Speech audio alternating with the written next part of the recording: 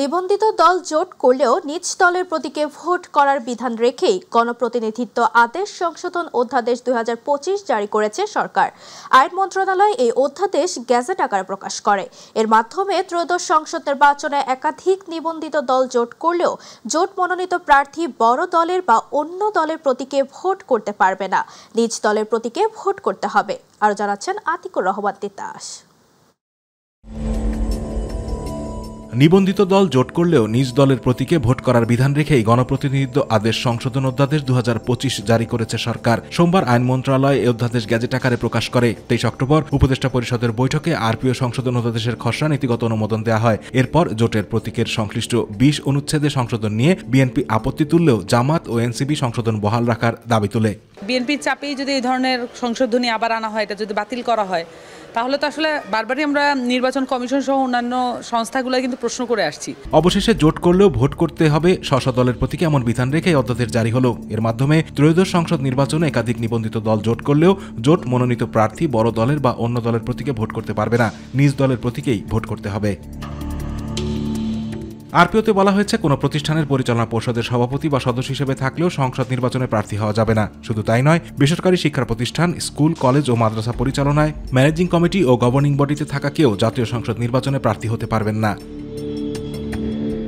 RPO সংশোধন অধ্যাদেশ জারি হওয়ায় এবারে ভোটে বেশ কিছু নতুন বিধানও এলো। আদালত ঘোষিত ফেরারি আসামি ভোট করতে পারবেন না এমন বিধান যুক্ত করা হয়েছে। 1.5 দশক পর আইন শৃঙ্খলা বাহিনীর সংজ্ঞায় যেমন সশস্ত্র বাহিনী যুক্ত হয়েছে, তেমনি না ভোট ফিরছে একক প্রার্থীর আসনে। সমভোট পেলেই হবে পুনঃভোট।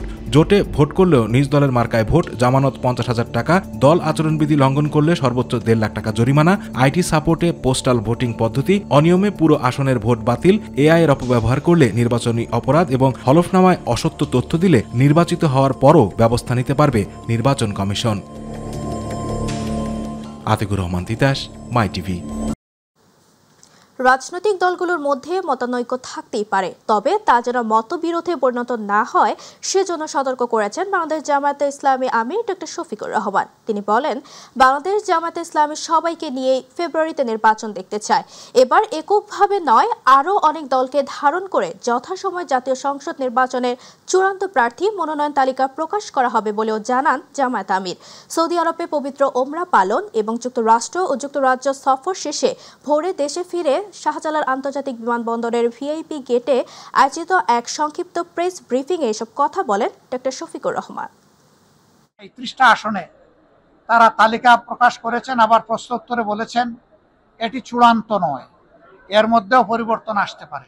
আমরা কিন্তু 1 বছর আগেই প্রায় এই তালিকা বিভিন্নভাবে আঞ্চলিকভাবে আমরা এটা জানিয়ে দিয়েছি। চূড়ান্ত তালিকাটা সময় মতো আমরা ইনশাল্লাহ কেন্দ্রের পক্ষ থেকে ঘোষণা করব। জাতিকে বিভক্ত করে একটি শ্রেণী ফায়দা লুটতে চায় বলে মন্তব্য করেছেন বিএনপির স্থায়ী কমিটির সদস্য মির্জা আব্বাস। দুপুরে সাদেক হোসেন খোকার ৬ষ্ঠ মৃত্যুবার্ষিকী উপলক্ষে দোয়া মাহফিল ও আলোচনা সভায় তিনি সব কথা বলেন। এ সময় বিএনপির চেয়ারপারসন উপদেষ্টা আব্দুস সালাম বলেন, পিআরের মধ্য দিয়ে একটি ঝুলন্ত সংসদ চায় জামাত, অথচ শুধু বিএনপি নয়, সারা দেশ এই পদ্ধতির বিরোধিতা করছে। ইউসুফ আলীর রিপোর্ট।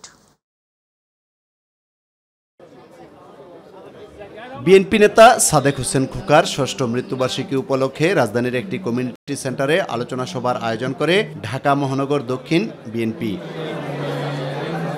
চিকিৎসা করাতে না দেয়ায় বিগত আওয়ামী লীগ সরকারের সমালোচনা করেন সাদেক হোসেন খোকার ছেলে ইশরাক হোসেন। আমরা ওনার পাসপোর্টের আবেদন করি, উনি দেশে আসার ইচ্ছা প্রকাশ করেছিলেন, কিন্তু খুনি স্বৈরাচারী হাসিনা ওনাকে দেশে আসতে দেয় নাই, দেশে মৃত্যুবরণ করতে দেয় নাই। ওনার দীর্ঘদিনের রাজনৈতিক সহযোদ্ধা, পরিবার পরিজন, বন্ধু, পাড়া প্রতিবেশী কারোর সাথে শেষ দেখাটি করতে দেয় নাই। বিএনপির স্থায়ী কমিটির সদস্য মির্জা আব্বাস বলেন, জাতিকে বিভক্ত করে ফায়দা লুটতে চায় একটি মহল। নিজস্ব কোনো শক্তি তাদের নাই। এই সরকার দুটি দলের উপরে, একটি তাদের নিজস্ব সৃষ্ট দল আর একটা পুরনো দল, এদের উপরে ভর করে এই সরকার টিকে আছে। এই দলগুলোকে জেতানোর জন্য সরকার যে কোনো অবৈধ প্রক্রিয়ার আশ্রয় নিতে পারে। এই দেশকে যারা সর্বনাশ করে দিয়ে গেছে, সেই আওয়ামী ফ্যাসিস্ট বাহিনীকে আবার পুনর্বাসিত করতে চায় বাংলাদেশের মাটিতে। যারা এই বাংলাদেশকেই চায়নি কোনোদিন, তারা বাংলাদেশের শাসনভার চায়। বিএনপি চেয়ারপারসনের উপদেষ্টা আব্দুল সালাম বলেন, দেশ ও গণতন্ত্র রক্ষায় নির্বাচনের বিকল্প নেই। রাজনৈতিক দল আমার কাঁধের উপর ভর করেছিল, আজকে তারা 5 আগস্টের পরে হঠাৎ করে তাদের চেহারা পাল্টে গেল। মনে হচ্ছে যে তারাই বিএনপির প্রতিদ্বন্দ্বী হিসাবে দাঁড়িয়ে গেছে। আজকে বিএনপির বিরোধিতা না, আজকে বলা চলে বাংলাদেশের বিরোধিতা আপনারা করছেন। কারণ জনগণের মধ্যে এখনো শঙ্কা, ভাই নির্বাচন কি হবে? এটা কেন এই শঙ্কাটা? আপনাদের আন্দোলনের হুমকির কারণে। ইউসুফ আলী, মাই টিভি, ঢাকা। বাংলাদেশ জাতীয়তাবাদী দল বিএনপির প্রতিনিধি দলের সঙ্গে ঢাকায় নিযুক্ত মিশরের রাষ্ট্রদূত ওমর মহিউদ্দিন আহমেদ ফাহমি সৌজন্য সাক্ষাৎ করেছেন। সকালে গুলশানস্থ বিএনপি চেয়ারপারসন কার্যালয়ে এর সাক্ষাৎ হয়। বিএনপির প্রতিনিধি দলে ছিলেন মহাসচিব মির্জা ফখরুল ইসলাম আলমগীর, জাতীয় স্থায়ী কমিটির সদস্য আমির খসরু মাহমুদ চৌধুরী, যুগ্ম মহাসচিব হুমায়ুন কবির, সাংগঠনিক সম্পাদক শামা ওবায়েদ।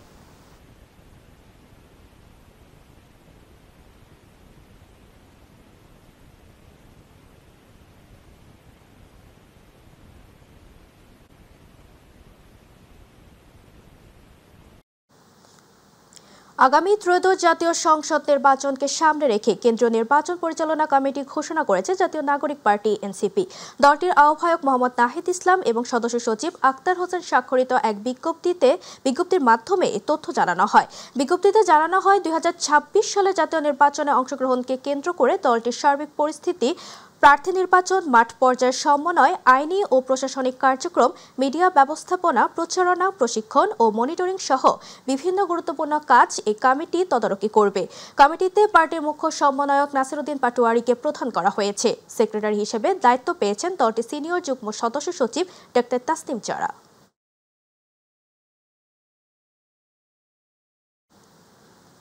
বিচার বহির্ভূত সকল হত্যাকাণ্ডের তদন্ত করে দোষীদের আইনের আওতায় আনা হবে বলে জানিয়েছেন স্বরাষ্ট্র উপদেষ্টা লেফটেন্যান্ট জেনারেল অবসরপ্রাপ্ত জাহাঙ্গীর আলম চৌধুরী। সচিবালয়ে আইন শৃঙ্খলা সংক্রান্ত কোর কমিটির বৈঠক শেষে কথা জানান তিনি। স্বরাষ্ট্র উপদেষ্টা বলেন, সামাজিক যোগাযোগ মাধ্যমে উস্কানিমূলক বক্তব্য প্রতিহত করতে হবে। পালিয়ে যাওয়া পুলিশ কর্মকর্তারা ক্রিমিনাল, তাদের দেশে ফিরিয়ে আনার সর্বোচ্চ চেষ্টা করা হচ্ছে বলে জানান তিনি। বলেন, আগামী নির্বাচনে পুলিশকে নিরপেক্ষ থাকার নির্দেশনা দেওয়া হয়েছে। নির্বাচনেও সেনাবাহিনীর ম্যাজিস্ট্রেসি পাওয়ার থাকছে বলে জানান স্বরাষ্ট্র উপদেষ্টা। এদের আনার আমরা সর্বাত্মক চেষ্টা করতেছি তাদের আনার জন্য। এই ব্যাপারে আপনারা একটু সোচ্চার হবেন, আপনারা সব সময় লিখবেন। আর ওই দেশের সাংবাদিকরা যে সময় বলে, আপনারা তো গেছিলেন, সেই সময় আপনারা জিজ্ঞেস করতে পারতেন, ভাই তোমরা এই সব ক্রিমিনালকে কবে ফেরত দিবা? আমাদের কাছে তারা দে আর অল ক্রিমিনাল, তাদের আমরা যেই কোনো সময় পাইলেই নিয়ে আসবো। প্লাস তাদের সাথে আমাদের একটা এক্সট্রাডিশন ট্রিটি আছে, আমরা চেষ্টা করতেছি তারা আনার জন্য। তথ্য ও সম্প্রচার মন্ত্রণালয়ের উপদেষ্টা মাহফুজ আলম বলেছেন, যে অঙ্গীকার নিয়ে অন্তর্বর্তী সরকার গঠিত হয়েছিল তা বাস্তবায়ন করা হচ্ছে। আগামী সপ্তাহে ফ্যাসিস্ট শেখ হাসিনার বিচারের রায় দেখতে পারবে জাতি। এতে জুলাই শহীদদের পরিবারের ব্যথা কিছুটা হলেও লাঘব হবে। দুপুরে লক্ষ্মীপুরের রামগঞ্জ উপজেলা পরিষদ মিলনায়তনে জুলাই শহীদ পরিবারের সাথে সাক্ষাতের সময় তিনি সব কথা বলেন। মাহফুজ আলম আরও বলেন, জুলাই সনদ ও সংস্কার কার্যক্রমের মাধ্যমে পরবর্তীতে যে নির্বাচিত সরকার আসবে তারা যদি এই অনুযায়ী কাজ করতে পারে তাহলে নতুন বাংলাদেশ গড়ার স্বপ্ন পূরণ হবে, যেখানে গুম খুনের সংস্কৃতি আর ফিরে আসবে না। এবং সংস্কার কার্যক্রমগুলোর মাধ্যমে এবং পরবর্তী যে নির্বাচিত সরকার আসবেন তারা যদি কাজগুলো করতে পারে তাহলে যেটা আমাদের আসলে যে নতুন বাংলাদেশ আমরা চেয়েছিলাম সেরকম একটা বাংলাদেশ হবে, যেখানে আসলে সবার ক্ষমতার ভারসাম্য থাকবে এবং বিচার আইনের শাসন থাকবে, সুবিচার থাকবে, গুম খুন আর ফেরত আসবে না। তো আমরা যে নতুন বাংলাদেশ চেয়েছিলাম, আমাদের শহীদরা যে বাংলাদেশ চেয়েছিলাম, আমাদের আহত যারা হয়েছে, যারা অঙ্গহানি হয়েছে, চক্ষু হারিয়েছে, তারা যে বাংলাদেশ চেয়েছিল ওই বাংলাদেশ আমরা পাবো। নির্বাচনকালীন তত্ত্বাবধায়ক সরকার ব্যবস্থা ফেরাতে আপিলের পরবর্তী শুনানি আগামীকাল সকালে প্রধান বিচারপতি সৈয়দ রেফাত আহমেদের নেতৃত্বাধীন আপিল বিভাগের 7 সদস্যের পূর্ণাঙ্গ বেঞ্চে শুনানি শুরু হয়। বিএনপির পক্ষ থেকে শুনানি করেন সিনিয়র আইনজীবী জয়নুল আবেদিন। এ সময় চতুর্দশ জাতীয় সংসদ নির্বাচনে তত্ত্বাবধায়ক ব্যবস্থা কার্যকরের আবেদন জানান তিনি। পরে রিটকারীর আইনজীবী ব্যারিস্টার রুহুল কুদ্দুস কাজল সাংবাদিকদের বলেন, তত্ত্বাবধায়ক সরকার ব্যবস্থা বাতিল ছিল পুরো জাতির সাথে প্রতারণা। রাষ্ট্রের অন্যতম ভিত্তি হচ্ছে 3টি বিভাগ স্বাধীনভাবে কাজ করবে। পার্লামেন্ট তার স্বাধীনভাবে আইন পাস করবে, প্রশাসন তার প্রশাসনিক কাজ করবে, বিচার বিভাগ তার বিচারিক কার্যক্রম পালন করবে। আমাদের বিচারিক প্রক্রিয়ায় বিচারপতি, আমাদের সুপ্রিম কোর্টের এই ক্ষমতা আছে, পার্লামেন্ট কর্তৃক কোনো সংবিধান যদি কোনো কারণে বেসিক স্ট্রাকচার সংবিধান বিরোধী হয়, তাহলে এই আদালত বিচার করে সেই সাংবিধানিক সংশোধনী বাতিল করতে পারে। নির্দলীয় তত্ত্বাবধায়ক সরকার ব্যবস্থার মাধ্যমে আমাদের মানুষের ভোটাধিকার প্রয়োগের যে ক্ষমতা, সেই ক্ষমতাটা বাতিল করা হয়েছে এই রায়ের মাধ্যমে।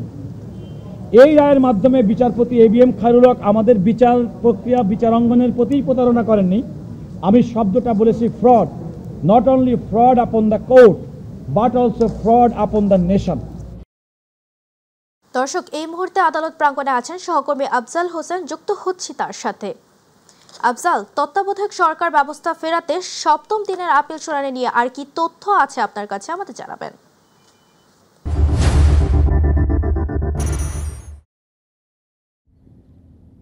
জি, যেমনটি বলছিলেন, তত্ত্বাবধায়ক সরকার ব্যবস্থা ফেরাতে যে শুনানি চলছে, আজকে শুনানি আজকের মতো শেষ, আগামীকালকে আবার শুরু হবে। শুনানি শেষে আমাদেরকে আইনজীবী জানিয়েছেন, বিএনপি পক্ষের যিনি আইনজীবী ছিলেন তিনি আমাদেরকে জানিয়েছেন তত্ত্বাবধায়ক সরকার ব্যবস্থা বাতিল ছিল জনগণের সাথে এক ধরনের প্রতারণা, এবং এর ফলে পরপর 3টি নির্বাচন জনগণ তাদের ভোটাধিকার থেকে বঞ্চিত হয়েছেন। তিনি আদালতকে আরও জানিয়েছেন এই তত্ত্বাবধায়ক সরকার ব্যবস্থা বাতিলের ফলে যেই শেখ হাসিনা যে স্বৈরাচার হয়ে উঠেছেন তার একটা সুযোগ হয়ে উঠেছিল এই তত্ত্বাবধায়ক সরকার ব্যবস্থা বাতিলের কারণে। এছাড়া তত্ত্বাবধায়ক সরকার ব্যবস্থা বাতিলের কারণে যে নির্বাচনের নিরপেক্ষতা, লেভেল প্লেইং ফিল্ড সহ নির্বাচন ব্যবস্থার যে সমস্যাগুলো সেটা সৃষ্টি হয়েছিল এই তত্ত্বাবধায়ক সরকার ব্যবস্থা বাতিলের কারণে। তাই তত্ত্বাবধায়ক সরকার ব্যবস্থা পুনরায় ফিরিয়ে আনতে ইনারা যুক্তি দেখিয়েছেন। এছাড়া আইনজীবীরা আরও আমাদেরকে জানিয়েছেন যে তত্ত্বাবধায়ক সরকার যদি পুনঃপ্রতিষ্ঠিত হয় তাহলে আগামী বছরের ফেব্রুয়ারিতে যে নির্বাচন হবে এটি অন্তর্বর্তী সরকারের অধীনে হবে, এবং তার পরবর্তীতে যে নির্বাচনগুলো হবে সেগুলো হবে তত্ত্বাবধায়ক সরকারের অধীনে। এছাড়া আন্তর্জাতিক অপরাধ ট্রাইব্যুনালে বেশ কয়েকটি মামলার বিচার কার্য চলেছিল। এর মধ্যে অন্যতম আজকে হওয়ার কথা ছিল আবু সাইদ, জুলাই অভ্যুত্থানের অন্যতম নায়ক আলোচিত আবু সাইদ হত্যা মামলার আজকে শুনানি হওয়ার কথা ছিল, সাক্ষী গ্রহণের কথা ছিল। তবে সাক্ষী গ্রহণ আজকে সাক্ষী আদালতে উপস্থিত না হয় সে সাক্ষী গ্রহণটা হয়নি, এবং আসামি পক্ষের আইনজীবী আমাদেরকে জানিয়েছেন পরপর 3বার আদালতে সাক্ষী উপস্থিত করতে না পারা প্রসিকিউশনের ব্যর্থতা। এই ছিল আজকে আদালত পাড়ার সবশেষ খবর। আফজাল, আপনাকে ধন্যবাদ। দর্শক, আদালত প্রাঙ্গণ থেকে তত্ত্বাবধায়ক সরকার ব্যবস্থা ফেরাতে ৭ম দিনের আপিল শুনানির সবশেষ তথ্য জানাচ্ছিল আমাদের সহকর্মী আফজাল হোসেন। জুলাই আন্দোলনের প্রথম শহীদ রংপুরের আবু সাইদ হত্যার ঘটনায় মানবতা বিরোধী অপরাধের মামলায় বেগম রোকেয়া বিশ্ববিদ্যালয়ের সাবেক ভিসি হাসিবুর রশিদ সহ ৩০ জনের বিরুদ্ধে পরবর্তী সাক্ষ্য গ্রহণ ১০ নভেম্বর ধার্য করেছেন আন্তর্জাতিক অপরাধ ট্রাইব্যুনাল ২। আজ সাক্ষী না আসায় সাক্ষ্য গ্রহণ পিছিয়ে ১০ নভেম্বর দিন ধার্য করেন ট্রাইব্যুনাল।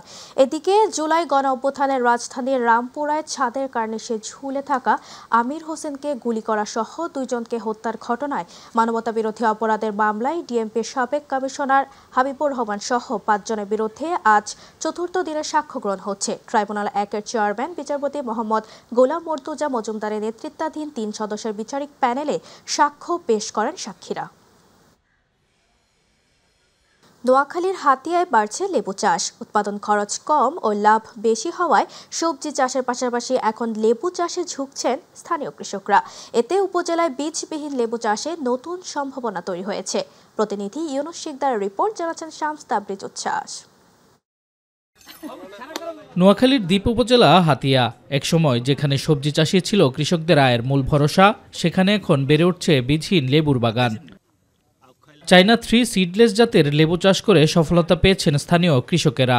অন্যান্য ফসলের তুলনায় কম খরচ এবং লাভজনক হয় দিন দিন বেড়েই চলছে লেবু চাষের পরিমাণ। চারা রোপণের 5-6 মাস পরে ফুল আসে। আমরা প্রতি গাছে প্রতি বছর 8 থেকে 900 লেবু বিক্রি করি।